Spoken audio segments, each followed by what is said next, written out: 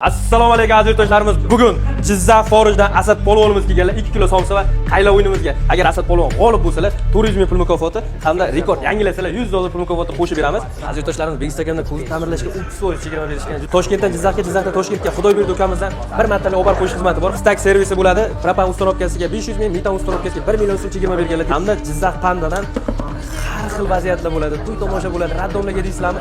Multik qahramon o'yinchoqlarini jo'natib beradilar. 3 tasiga bittani qo'shib beradilar. Bizni kuzatib boringlar, like, kommentlar esdan chiqmasin. Bizga va biz obuna bo'lgan homiylarimizga obuna bo'lib qo'yinglar.